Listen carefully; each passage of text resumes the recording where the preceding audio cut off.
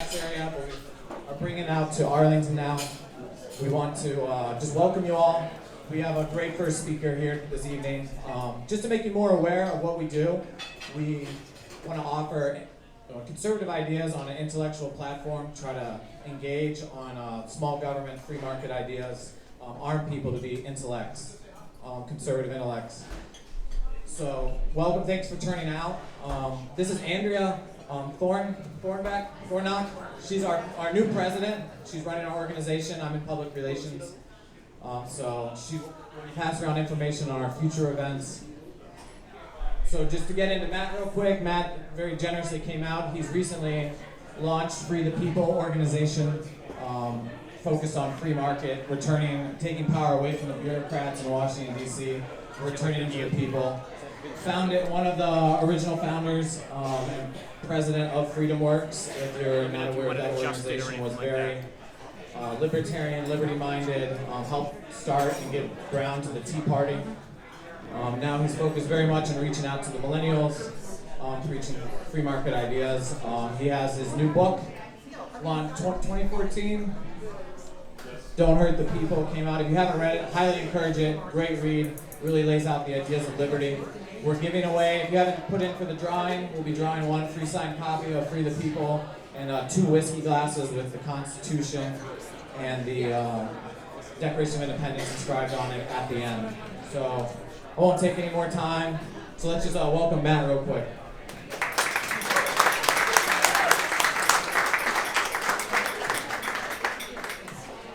Okay, let me ask an uncomfortable question first.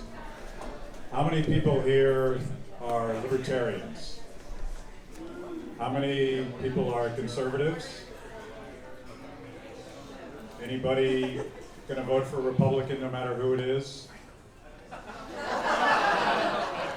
Now, we're among friends. This is a safe space. I had one more question. Is anybody feeling the burn? One back there. Thank you.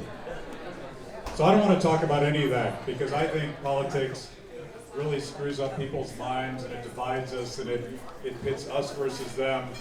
Instead, I want to tell a story.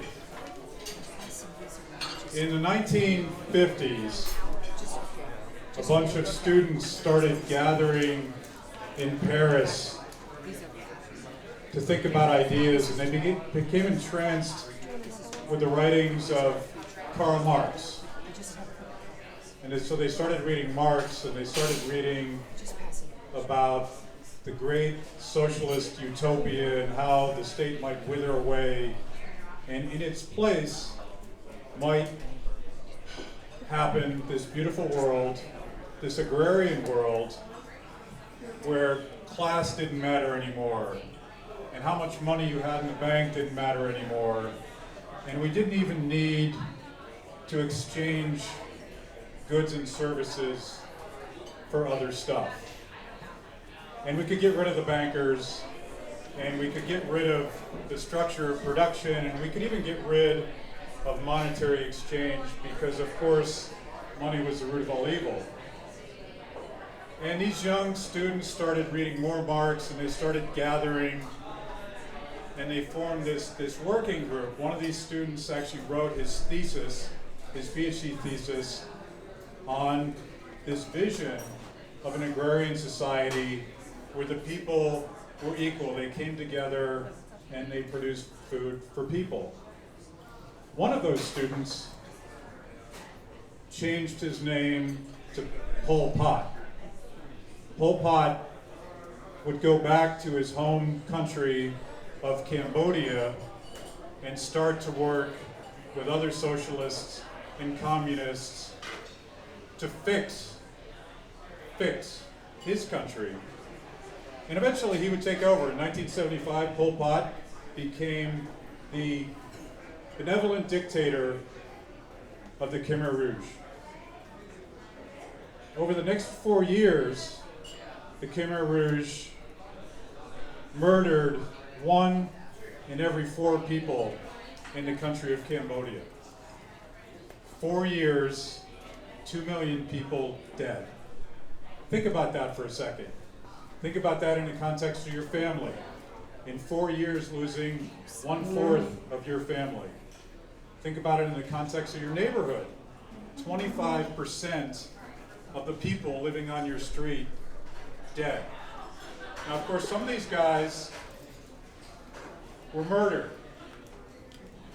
Part of this philosophy of getting to the perfect agrarian society was making sure that outsiders, they called them the other people, these people had no place in this society. And they were shot. And they were assassinated in the killing fields. But most people were not shot. Most people were herded from the cities to communal farms outside where they would produce for the people. And they had plans. They had production quotas and they had goals on how much you would need to feed the people. When most people died, you've heard of the killing fields, right? Most people died pursuing this vision, and Pol Pot and his intellectual cadre, who were so enamored with these romantic ideas of socialism, proceeded to systematically destroy that many people. Same thing, of course, happened in China, where Mao Zedong had a different vision for the perfect society. He thought that China was too agrarian, so he decided that farmers could produce steel. He came up with a plan, and it sounded so awesome, because what if China could take this great leap forward and start competing with the industrialized world?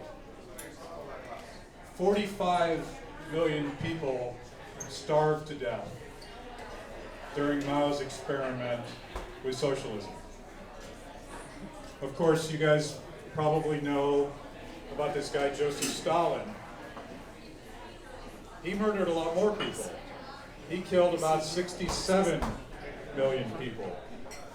So let's take these numbers, and I'm excluding a lot of very tragic stories about a lot of failed experiments in socialism that murdered millions and millions and millions of people.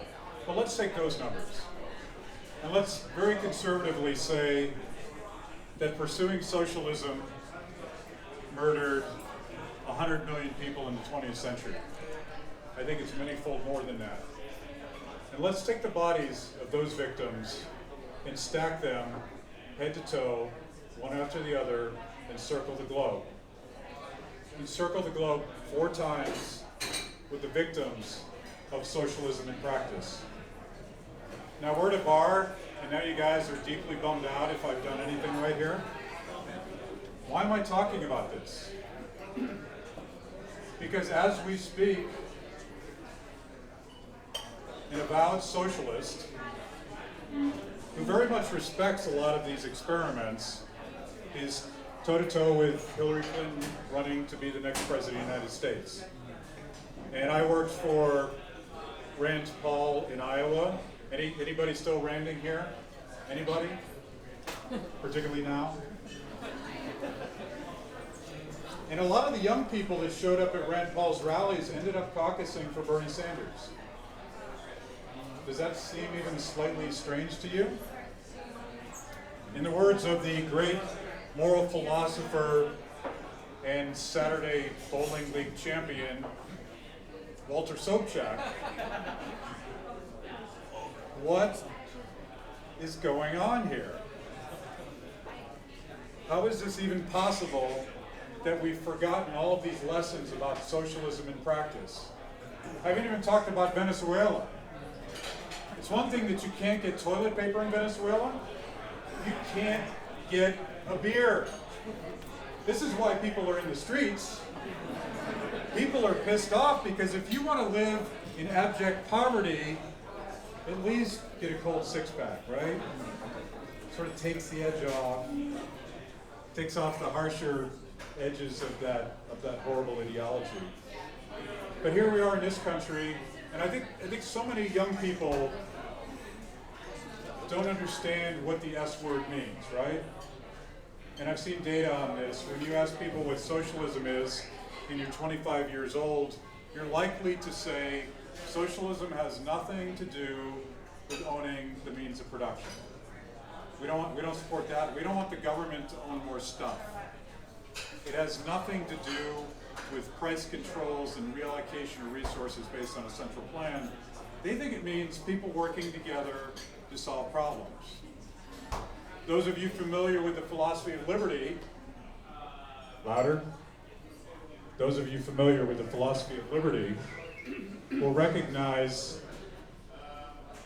people working together to solve problems as the entire basis of our social philosophy, and the entire basis of what Hayek talks about when he talks about the spontaneous order in people with all of their personal preferences and local knowledge and desires and hopes for their families and their jobs and the things that they want to do that are fundamentally different than anybody else wants to do, and how that all comes together in a way that creates something bigger than any of us could have done by ourselves. It was not produced by a central plan. It was not produced by academics teaching in Paris. It's produced by the genius of local knowledge coming together in voluntary association. But when you talk to young people and you say that, they're like, yeah, that's socialism. That's what socialism is. We hate the crony capitalists, and we hate the big banks, and we hate the fact that certain investment banks were bailed out because they happened to be friends with a certain committee chairman, and other banks went out of business. We hate the fact that we're in these endless wars that seem in part driven by the military-industrial complex and the financial interests of all of the defense contractors who get these no-bid contracts and waste so much money building a machine designed to put us in harm's way.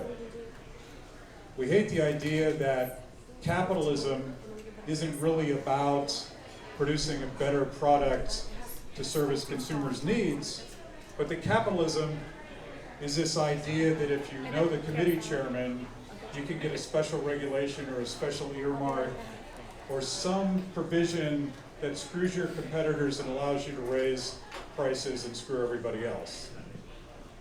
So when young people hear socialism, they hear what we think when we hear capitalism. And when they hear capitalism, they hear what we think when we think government's too damn big. This is not a problem, this is an opportunity. Think about kids today. And I realize that everybody here that's under 50 is a kid to me, so take that as a term of respect and nothing else. You grew up curating everything because of technology. If you hate your boss, you go online and you find a better job. If you hate your friends, you go online on Facebook and find better friends. If you hate the news that you see on the TV networks, you curate your own news through multiple sources in a crowdsourced way that gives you access to multiple opinions in real time, knowing full well that one of your friends on Twitter is going to tell you the real story long before CNBC will, or MSNBC or Fox News. You even curate your institutions like CrossFit, like a million other community gathering places are a direct response to the collapse of old institutional structures that used to tell you what to think and do. So it used to be that there were two flavors of politics, Bob Dole or Jimmy Carter. Not to open a sore wound, but try on Hillary Clinton versus Donald Trump. Does anyone feel like they don't quite fit into the two-party duopoly? Well, that's exactly what's happening today, because young people don't choose anything that way. They don't choose it from the top down. Someone doesn't get to tell you what to think.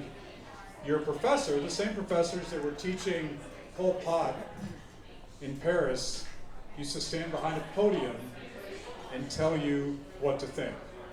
Check this guy out. Karl Marx has all the answers. Please read it and come back to me with any questions. You guys don't do that. You probably saw Ron Paul quote Ludwig von Mises on a YouTube video, and you Googled it, right? Do you guys know who Thomas Massey is? Congressman from Michigan, one of the awesome Tea Party class. He's 36 years old. I deeply resent people that young and successful. And he's a very well-educated guy. Went to college, went to law school, did very well, had never, ever heard of the ideas of liberty. Hadn't heard about Adam Smith. He certainly hadn't heard about Ludwig von Mises. And one day, when he got out of graduate school, he decided, I want to get involved in politics. And he looked at his local Democratic Party in Michigan and said, I'm definitely not one of those guys. But then he looked at his country club Republicans, sort of the establishment guys that were so go along and get along, and he said, you know what? That doesn't seem quite right to me either. So instead of choosing between two things that he didn't like, he Googled it. And he typed in what he thought he was, and up pops Frederick Hayek. When you go into his office today, you walk in the front door of his congressional office, you will see a picture of Carl Menger. Does anyone know who Carl Menger is? If you don't, Google it, because he's a pretty cool guy. He's a founder of the Austrian School of Economics, one of the founders of subjective value theory, one of the guys that made such a difference. How on earth did Justin Amash find Carl Menger? He's self-curriculated. He taught himself. He decided that his professors, the guys that were telling him what to think, had misled him, and he went and backfilled those bad ideas with good ideas. Now multiply that by how many people are on Facebook today. How many people are on Twitter? How many people have access online? How many people no longer listen to Walter Cronkite? Are you guys old enough to remember Walter Cronkite? Anybody? My wife Terry is. Back in the day, there was 22 minutes of news allocated to every person once a day, and Walter Cronkite was the expert, and he would curate that news for you, and at the end of 22 minutes, he would say, that's the way it is. Imagine today talking to any young person and saying, I've decided for you, I'm going to give you 22 minutes of information on a daily basis, and that's the way it is. What are they going to say? They're going to be like, F you, dude. I'm going to Google it. So this is our opportunity, and I think a lot of the disruption that we're seeing in our politics, where do you think the Tea Party came from? Where do you think the Ron Paul movement came from? Where do you think Justin Amash beating an establishment Republican in a GOP primary without any support from party headquarters? Where did all that come from?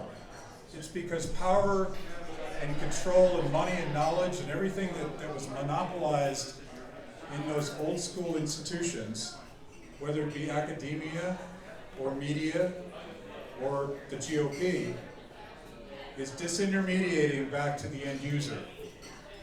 This is the opportunity of a lifetime for people that believe in liberty. Now the left does it better than us. And oddly enough, I don't know, Bernie Sanders is like the age of Yoda. So I don't quite understand how he gets social media, but he knows people, right? He's got an army of young people that not only get social media, they grew up in it, they live in it. And so they're running this octogenarian old dude that doesn't, he actually, come to think of it, kind of looks like Yoda, doesn't he? And he's waving his fist, Joseph Stalin style, and it's really attractive to young people that are shopping in the political marketplace. It feels like a mall in Caracas. There's nothing there. So I'm going to go with Bernie. But we could offer better choices. And we could offer better ideas, but I don't think the answer is politics. I've done a lot of politics in my life, and politics is a very divisive thing, and it forces people into categories that lose the entire nuance of why liberty is so beautiful. I think we got to go upstream from politics. I think we need to engage people in social media, in culture, where they live and breathe, and think about values that actually unite us as Americans. Politics doesn't unite us, politics divides us. And if we backfill that stuff, we can have a conversation about socialism that acknowledges just how dangerous it can be, just how disastrous it can be when you come up with these half-baked ideas and combine them with authoritarian power that allows some people to force other people to live in a way they wouldn't naturally do. That, to me, is the opportunity, and I'm not going to be that bummed about Hillary Clinton versus Donald Trump. Because I think our audience today is 1,000,000 times bigger than when I was a kid. When I was a kid, Terry hates it when I tell this story, but I'm going to tell it anyway. When I was a kid, back in the day, we walked 2 miles to school every day and back again. Snow up to here. When I was a kid, I discovered the ideas of liberty reading the liner notes on a vinyl rock album. Some of you have heard about these things. It was an ancient institution. It was almost like a stone tablet that you would carry home from this ancient institution called a record store. And you would take it home and you would open this cool album and you'd read the liner notes. You're not downloading this stuff. It's very physical experience. And I bought this album from a band called Rush. Any Rush fans in the house? And it was dedicated to this guy named Ayn Rand. I'm 13 years old. I have no idea who this guy Ayn Rand is. But I remember the name because it sort of sticks out in your brain, and I love the album, and I love the theme of 2112 that talks about the downside of benevolent dictatorship. And I stumbled across a used book, and then I stumbled across something else. And eventually, through a series of accidents, I discovered the ideas of liberty. I didn't get to do what Justin Amash did. Justin Amash would have never stumbled across a Rush album or a novel by Ayn Rand. He would have opted out. He would have said, look, I don't fit, I'm just going to go about my business, and I'm going to leave politics and ideas to other people because I don't fit there. That's not how it is today. So my challenge to everyone here is quite simple. Forget the institutions that we've all built throughout a lifetime. Forget the Republican Party. Forget our best think tanks. Forget our best talking heads.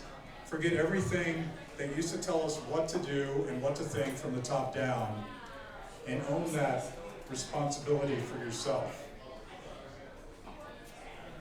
And I think one of those guys that used to tell us what to think and really energized a generation, including myself, Ronald Reagan, if he was alive today, he would probably recreate the interview he did at Reason Magazine in 1976. If you haven't read this, you need to read it. He's talking about libertarianism and the values of liberty and the traditions of the American experience. And he says that the heart and soul of conservatism is libertarianism. And it's an understanding that power, concentrated government power is the enemy, and the opposite of that is liberty and people solving problems together and people doing things through entrepreneurship and creativity. That's not so different today. I think the future of politics is a little more libertarian. I think the future of American society is a lot more libertarian.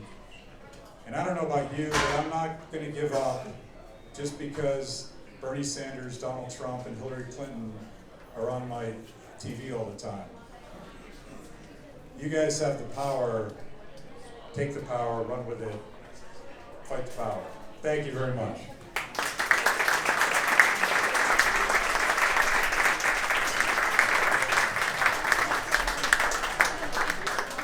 So, thanks Matt very much. First we have a gift for you. Andrea, since we're the Ronald Reagan Lecture Series in honor of Ronald Reagan, who, in case you don't know, he loved jelly beans. Jelly beans. So, he kept a jar on his desk. This is the authentic Ronald Reagan jelly bean jar. Thank you, Matt. All right. So we have a drawing and some upcoming activities, but first I just want to give 1 minute to a Second Amendment advocate who has an event coming up. He just wants to take 1 minute, let you know what's going on. Matthew Bergstrom. Thank you. First of all, congratulations, Ronald Reagan Lecture Series. Great turnout. Good job, Michael and Andrea. I appreciate it. I've supported their events before. I'm Matthew Bergstrom from Arsenal Attorneys. We handle firearms law in 40 states. I first met Matt Kibbe and his wife Terry in person at NRA headquarters in the basement. It's like we met at the Death Star. But we were at the range. There's a public range at the NRA, and you can go shooting. He should be known as Matt Deadeye Kibbe. And Terry had this very zen-like approach, deep breathing, and she hit bullseyes. So it was a great experience. So I'm here tonight to honor them and their work. I know they're busy people who contribute to the cause of liberty. And I want to thank them because you've come to my doorstep. I live maybe half a mile away, and sometimes, frankly, it feels like behind enemy lines. Locally, there's been a couple gun shops opened. They were protested. The landlords were harassed. So my law firm decided, okay, let's give it back to them. So we volunteered to organize a Friends of NRA banquet in June 17th at Army-Navy Country Club. I've got a couple flyers left. If you're interested, just let me know. But, and on a final note, Marble and Rye, if your sliders didn't earn my faithful business, your complete embrace of every word Matt Kibbe said certainly will earn my loyalty as well. But great to see everyone here tonight, and here's to liberty.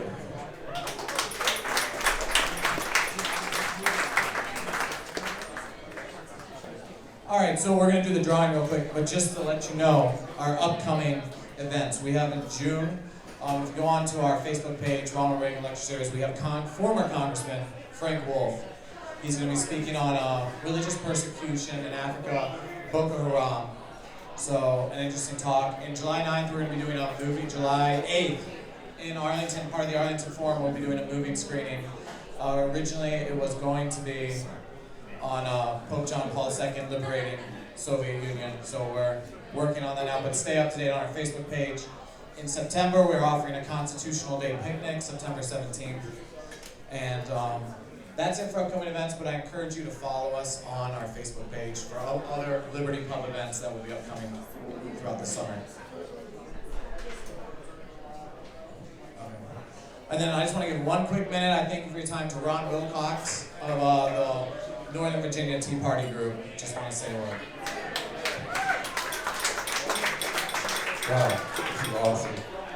Thanks for coming, and I appreciate Ronald Reagan Lecture Series sponsoring this great event. And I don't see much gray hair, so it's completely awesome. As far as the liberty part of the movement, it's really important. We have a conference this Saturday called the Northern Virginia Regional Tea Party Conference. Our basic principles are fiscal responsibility, constitutionally limited government, and free markets.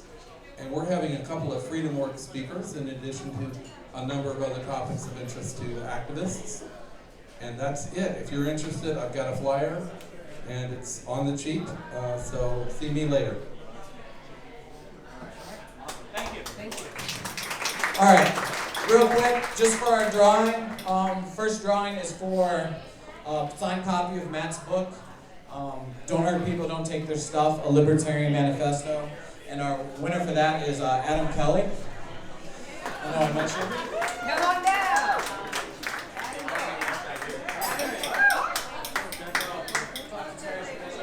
And then, I don't know, the other gift will be 2 whiskey glasses with the Constitution engraved and the Declaration of Independence. Pretty cool. First one who's drawn, I hope you're here, Cooper Smith. No? All right, that's why I draw a second one. Alex Kroll. What? I'm willing to bomber.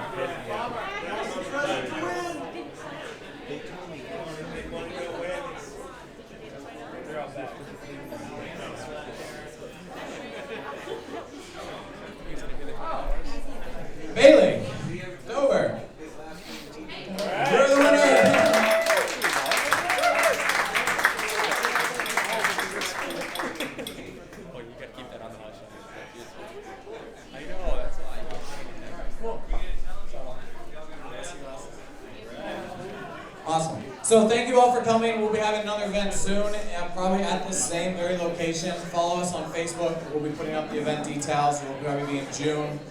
Hopefully June, if not July. Working on a few speakers, and I'll be rolling out a bunch of events. Thank you all for coming. And tell your friends. Bring your friends, other liberty-minded speakers. Thank you. Also, if you're interested, we are a nonprofit, very small. Any donations, and also please tip your server. They've been working their butts off for us. We've overwhelmed them. The bartenders, cash preferred, so they can't keep the government out of their pockets. Thank you. Mike the Savage.